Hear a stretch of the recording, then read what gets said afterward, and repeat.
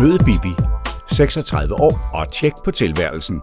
Hvis altså bare ikke tilværelsen var lige så svær at styre som et par stylter på en skøjtebane. Og mød den jævnaldrende Karina, en kvinde med fuld fart på livet. I hvert fald når manden, børnene eller selvværdet ikke lige spærrer for al udkørsel. 2 kvinder, der umiddelbart ikke har meget til fælles. Og dog. For Bibi og Karina er barndomsveninder og har gennem et helt liv grint, grædt og shoppet i City 2's trygge rammer. Og så har de en fælles drøm. Hej. Altså, vi vil helt vildt gerne lave sådan et reality show. Ja. Herude fra City 2, som skal handle om os. Ja. Altså ligesom hvad vi laver herude til hverdag og sådan, ikke? Ja, lige præcis.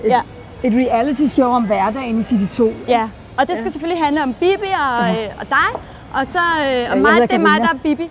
Og så tænkte vi på, at det kunne måske blive solgt som sådan noget, altså vi skal nok bruge sådan noget med, altså så skal vi sælge det lidt på, hvad vi laver herude og sælge lidt med noget sex på en måde, ikke? Hvad?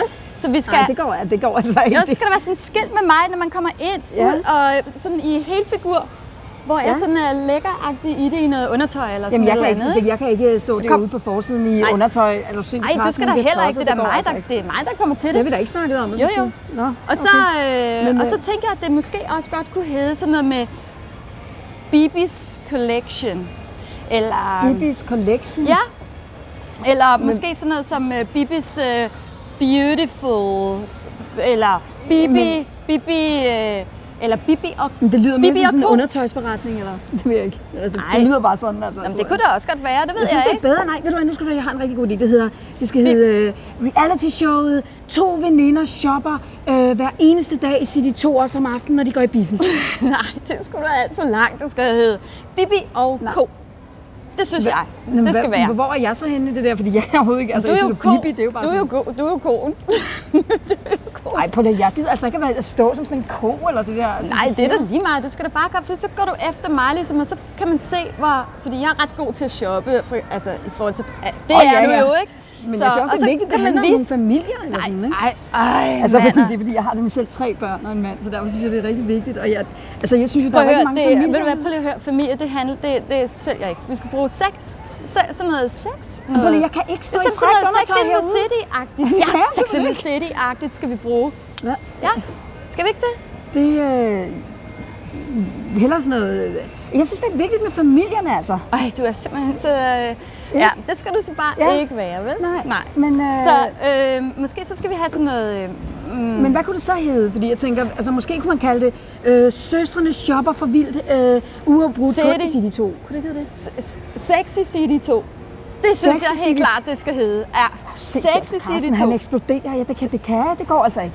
Det kan vi ikke kalde det. Altså, hvem henvender vi os til? Nej, slap nu af, altså. Det skal da hedde sådan noget... Det skal hedde noget med søstre. Vi er jo ligesom søstre, ikke? Nå ja. Altså, Søstre i City 2. Nej, jeg ved det. Ja. City Sisters. City Sisters. Shopper i City 2. City Sisters. Det er godt. Ja. Jamen, så skal vi lave en intro, så gør vi sådan her. Så siger vi... så siger vi, velkommen til City Sisters. Det der er Bibi. Ja, det er det. Og jeg hedder Karina. Ja.